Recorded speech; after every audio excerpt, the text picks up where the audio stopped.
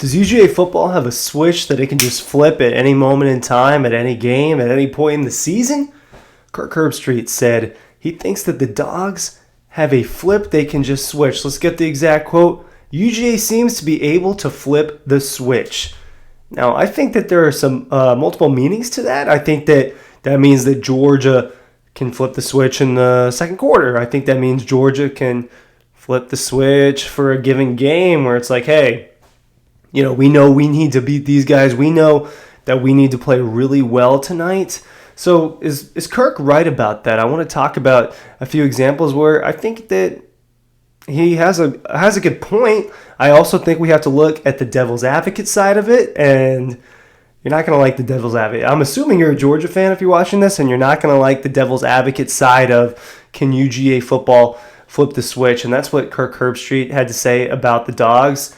I know that a lot of Georgia fans don't like Kirk, and I know that they for whatever their reason is, and I understand what some of their reasons are. I get it too. I do think Kirk does a good job. I just got to put that out there. I think Kirk does a good job. I think he's good at his job.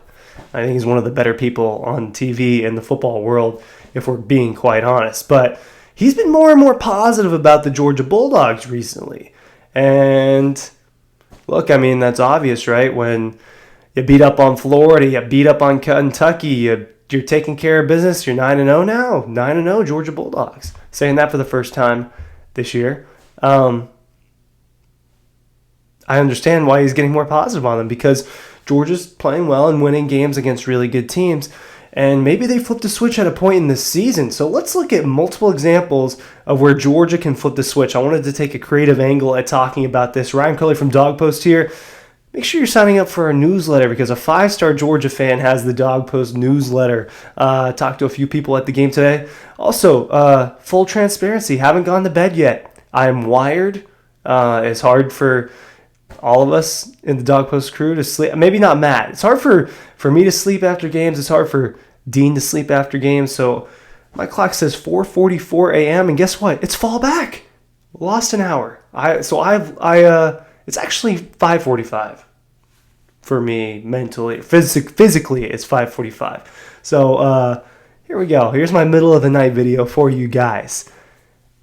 I think that Georgia's flip switched for the season against Auburn when Bowers scored that touchdown and they went up 27-0 and clawed their way out of it. I think that's one example of how Georgia possibly flipped the switch this season.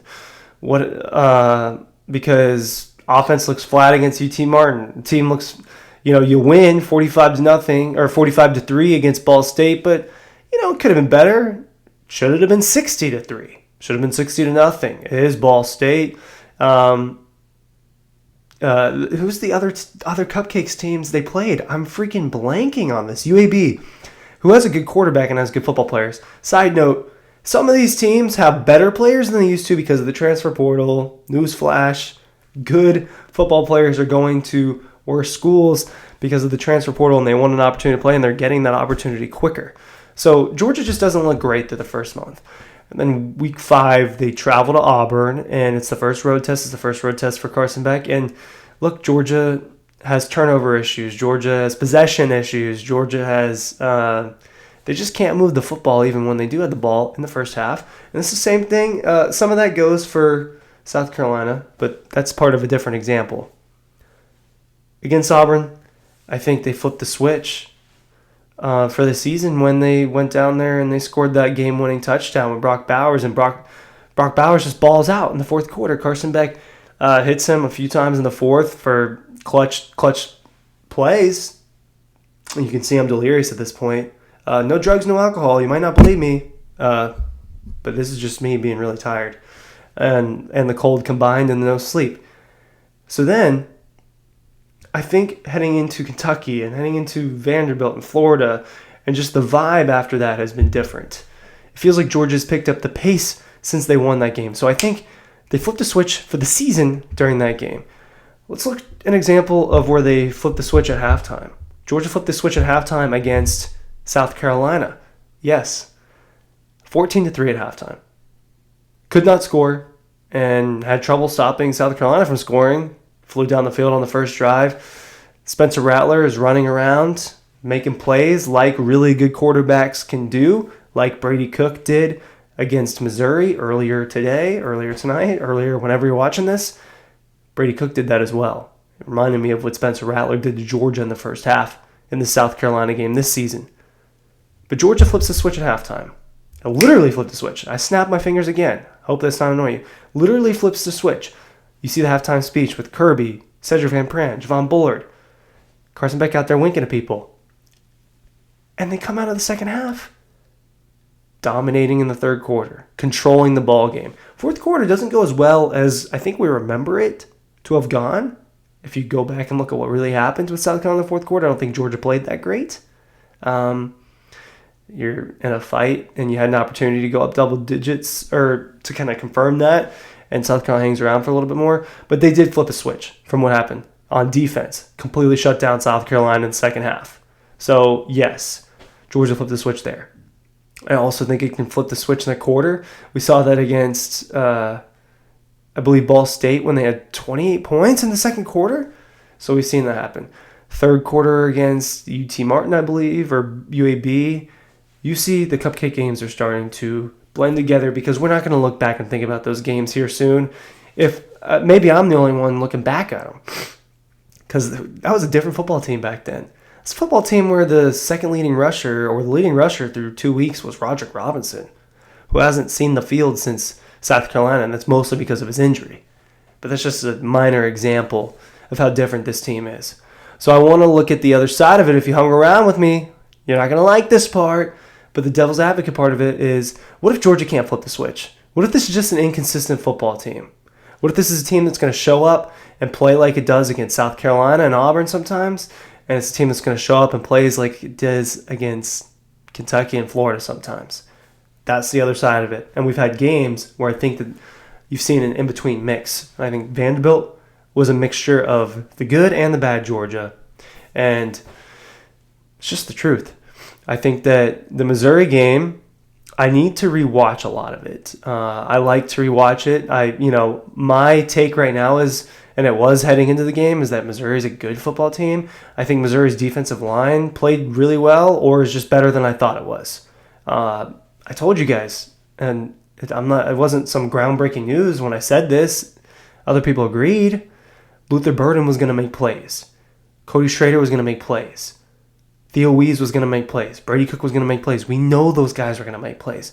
Because really good football players, guess what? Georgia's defense has never been, what's the word for it?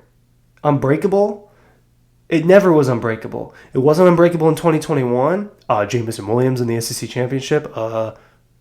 Bryce Young in the SEC Championship, right? It wasn't unbreakable back then. It wasn't unbreakable in 2022. C.J. Stroud, Marvin Harrison Jr., really good football players, make really good plays against Georgia's defense. And we've seen that this year with Robbie Ashford scoring a touchdown on a gorgeous read option pull. Dude rips it out and scores. And then you see Brady Cook make those plays. You see Spencer Rattler make those plays. It doesn't really happen with Kentucky. It didn't really happen with Florida as much, at least in important moments. So the other side of it is, what if Georgia is just inconsistent and there are going to be games where they just can't score for periods of time? And look, we still have we do not know how good this team is when everyone is out there that's a key player. Because Amarius Mims has not returned from his ankle surgery.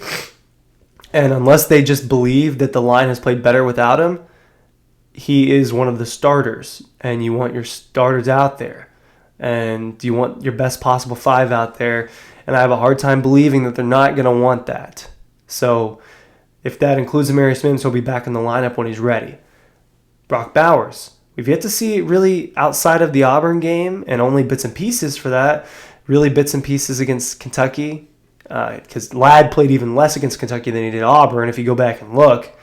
Haven't really seen Georgia's offense at full strength, with Kendall Milton healthy, with Brock Bowers healthy, with Ladd McConkey healthy, with Marcus Osme-Jackson out there, not suspended for the first game, with Dejan Edwards out there healthy, right? He misses the first couple games. with Amarius Smith. So Georgia's offense, we still have not seen it just at full strength, and I don't know how much that changes things for the Dawgs. The defense is not going to be at full strength for probably the rest of the year if Jamon Dumas-Johnson's out because of the arm fracture. So we know the defense is not going to be at full strength and hasn't been at full strength for most of the year either. So maybe this is just a team that's inconsistent. I do think it's the best team in the country still. Maybe it's just not a huge margin like it was in the past. I think this team has a really good shot to win the national championship at this point in time. Controls the East for now. I think confirms that if they win just one of these next two games against Ole Miss or Tennessee, I believe they'll win both. But what Kirk said, I agree with, that there is a switch that they can flip. But we need to at least wonder, is the team just not consistent? Food for thought.